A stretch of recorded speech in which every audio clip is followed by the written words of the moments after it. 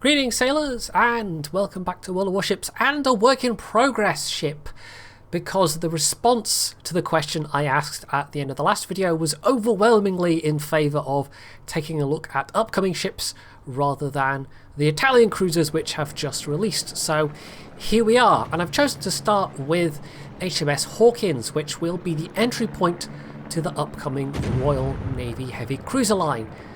Now, we only have Hawkins at tier 5 and Goliath at tier 10 to play with at the moment, as well as a premium HMS London at tier 6, which is one of the county class heavy cruisers.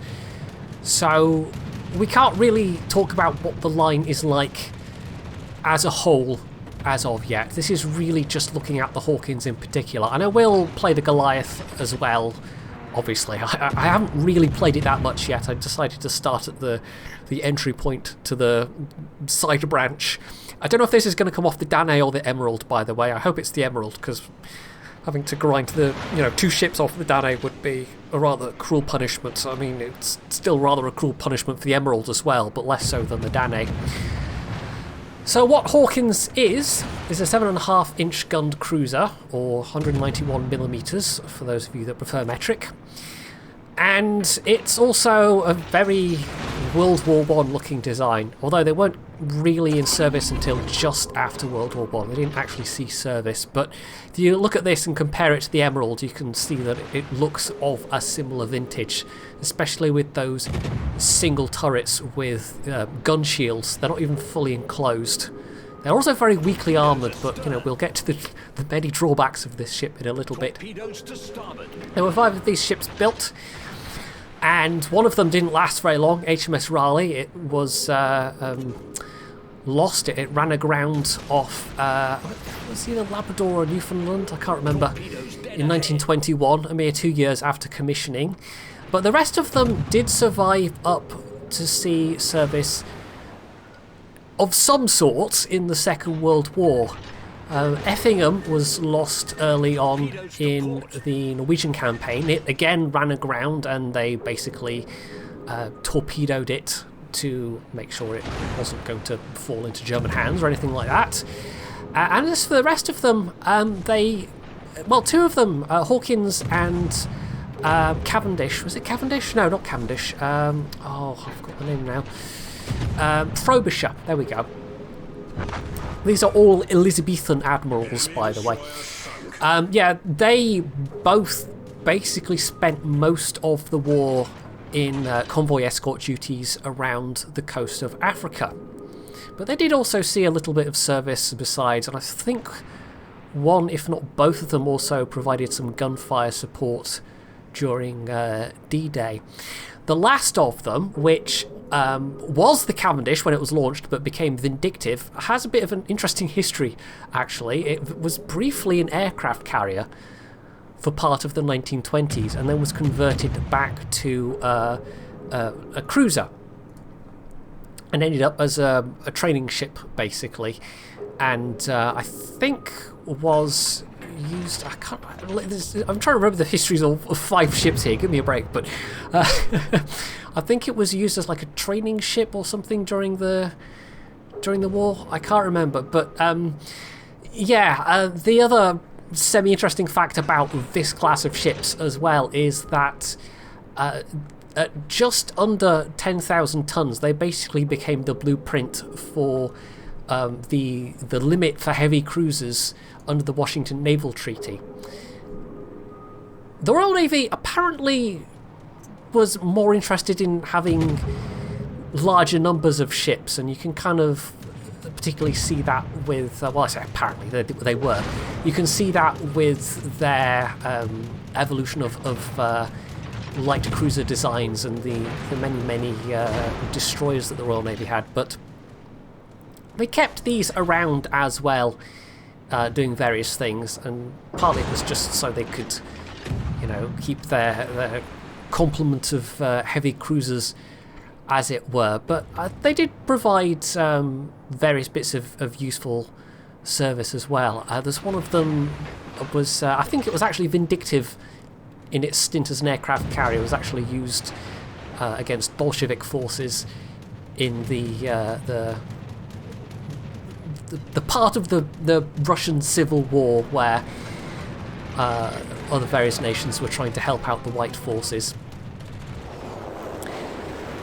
So the ships themselves were, the first heavy cruisers of the Royal Navy. They had a bit of history behind them, but in terms of actual, like the stuff that they did during the war, it's maybe not the most interesting or storied careers for any of them. As for what they are in World of Warships, well, bearing in mind that this is the very first version of them that we get to play, yeah, they're not very good. And I think they almost certainly must change in some way, because they're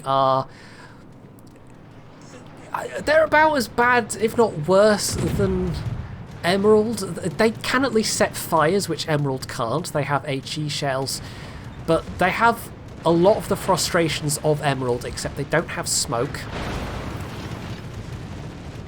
And they have a far weaker torpedo armament.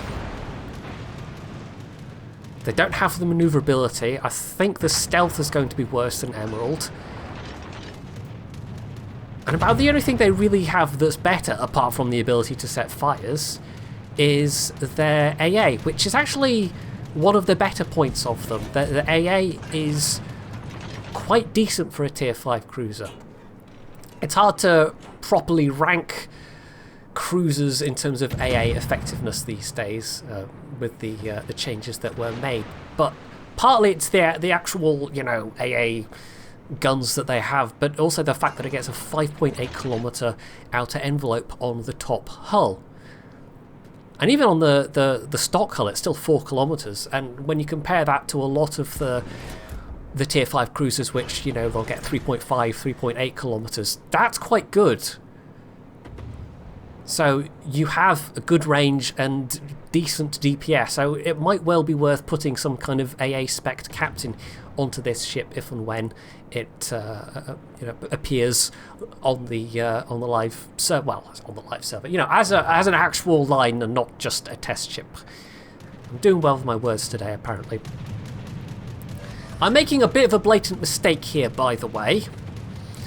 I'm coming right through the middle passage of these two islands here on Trident. And what that means is I can't comfortably turn around either way. If I'd been closer to either island, I could basically have just turned around within this gap and things would have been a lot safer for me. But as it is, now I have to make a turn around an island. And I've already taken a big chunk of damage from one of those Congos. And another unlucky hit could just finish me off entirely. But as it is, it's only the Nuremberg that's really targeting me at the moment. And as I'm doing this, I managed to completely overturn and have a little unplanned beaching. Yeah, that's not so good. But I am going to get unspotted. The replay won't end here. That would be it would be a bit of an odd choice if I chose this as my replay. So I've alluded to this not being very good. Yeah, it has numerous problems. One of the things that is both good and bad, I'll get this out of the way to begin with, is the belt armor. It's good in that it actually has a pretty good belt for being a Tier 5 cruiser. The level of protection is pretty decent. The ends are very squashy. If you get penned through the fore and aft, you're going to have a bad time. But if you can actually tank stuff on the belt, it will be effective against even battleship caliber guns. But that has the downside of meaning that stuff that does strike and pen your belt is going to arm. It will have absolutely no problem. Well, I say stuff. AP shells, obviously I specifically mean there. And that's definitely an issue because your citadel is quite exposed. So you're not quite the level of squashy that the Emerald is, but despite having a heal, and I think it might just be a regular heal. I don't know if you get the light cruiser level of heal. I haven't actually compared the percentages directly. But it really is only effective against light damage, for repairing, HE damage, fire damage. any kind of heavy damage, citadel damage, the effectiveness of your heal is dramatically reduced.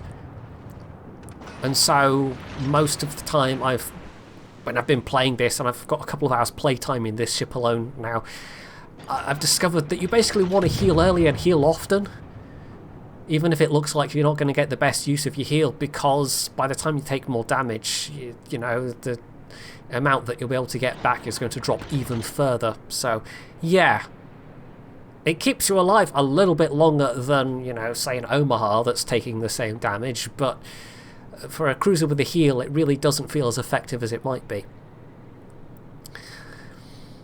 The major frustration, though, the thing that really does make this ship an absolute pain to play, is the guns. The angles are bad, as you can see. The single mount turrets, the single firing turrets are kind of awkwardly placed. On a full broadside you can get 6 of them to bear, but you have to show basically a full broadside to do it. The accuracy is not that good. The rate of fire is okay. It's not great, it's not awful, but with the other factors in play, well, you would kind of wish it had a better rate of fire, especially with the accuracy. But the major complaint is the ballistics. The ballistics are horrible. They really are. I mean, it's not even the arcs so much as it is the shell drag, I think. And you couple that with the accuracy and the rate of fire and the fact that the shells themselves don't do a huge amount of damage. I mean, in theory, you have a good potential fire setting chance with these HE shells, but in practice, just because you struggle to hit that many shells, fires are not a great source of damage.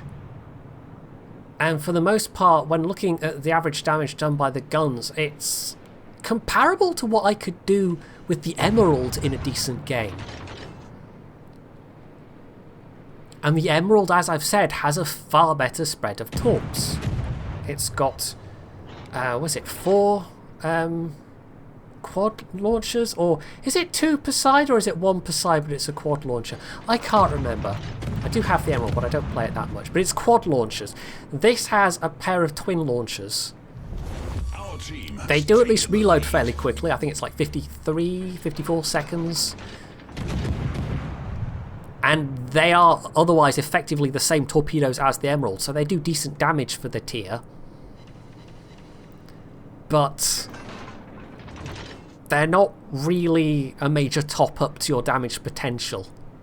I mean, if you want to have a good game in the Emerald in particular, you know, you rely on landing some torps to do it.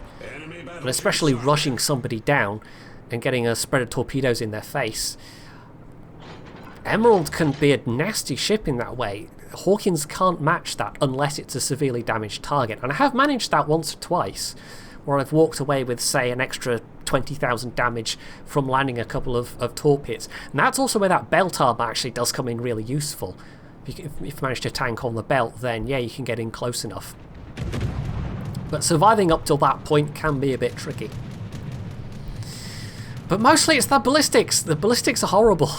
You know, this was why the Yahagi was a difficult ship to recommend. Was it just had those very floaty shells, but it at least, you know, 6-inch guns has a much better rate of fire. Although actually, I say much better, it's still not good for being 6-inch guns.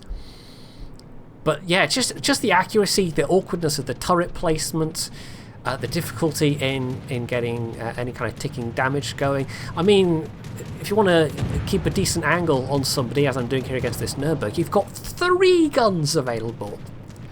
You are going to get outgunned by almost anything. I've had games where destroyers were able to take off a significant chunk of my health because A, I just couldn't hit them reliably, B, I didn't have the rate of fire, or the volume of fire because I could only bring 3 or even 2 guns to bear. So to overcome particularly the turret angles, which I think are, like, they might be able to loosen it up a bit, but you know, they've only got so much wiggle room when it comes to turret angles with the physical dimensions of the ship. They're certainly going to have to do something with the shells, the accuracy, and maybe even the rate of fire as well. If they can do something about the guns, then I think otherwise this becomes a decent tier 5 cruiser.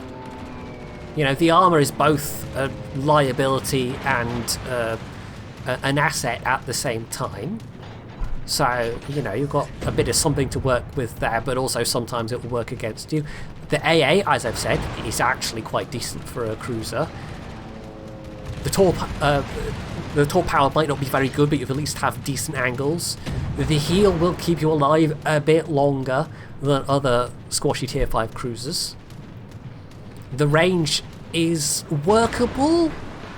It's kind of bad when you're down tiered, especially in a tier 7 game, but there are certainly worse tier 5s in terms of range. And you've also got the hydro there as well, so you can see I get a bit frustrated with the guns there. So yeah, they just have to do something about the guns and this becomes an okay ship. I genuinely can't see any way in which this ship comes out in exactly this state. It's just far too frustrating, and I suspect the average damage done across the board by all of the super testers and all the CCs playing this is going to make Wargaming look at it and go, yeah, okay, maybe that needs buff. At least I really hope it does. And even if the damage to them seems okay, it still needs something doing with those ballistics. Or the accuracy. It's so easy to dodge incoming fire from these shells. I made a bit of a boo-boo here, by the way. I could have started turning earlier. I mean, obviously their carrier is going to be making this kind of cross-drop. My AA is not enough to actually stop them completely, so I'm going to try to wiggle a bit sooner here, but yeah, you don't quite have the maneuverability of the CLs. But we'd almost run out of time. We were ahead on points, so it really didn't matter. We ended up with quite a comfortable win on that one in the end. Well, I say comfortable, you know, we were being capped at various points, but yeah, that was one of the better games I had in the Hawkins. The matchmaking was okay. I didn't get picked on too much despite running into that island in a fairly, you know, typical Jedi derp fashion, as I like to do sometimes, and yeah, it wasn't too bad, but it was just hard work. This ship is such hard work. It feels so unrewarding for the amount of effort you have to put into it. Mostly you're just firing HE and hoping against hope that you get a fire out of those shells, and very rarely you'll get to use the AP, but it only tends to be effective against broadsiding cruisers at relatively close range, because at longer ranges, with the loss of penetration from the air drag, with the ballistic trajectory those shells have, you're really going to struggle to get Citadel hits otherwise. So yeah, and the only time I've successfully used it against battleships was at extreme close range when I was aiming for the bow plating from, you know, pretty much side on. So yeah, at the moment, incredibly frustrating ship to play, but it's fixable. It definitely is. So after this, I will, I think, try and look at the Goliath, unless something like I get a decent replay in the mines or something like that instead. So yeah. Anyway, hopefully you have found this replay interesting, and if you have, you can do all the usual things down underneath it. And of course, as always, stay tuned for more.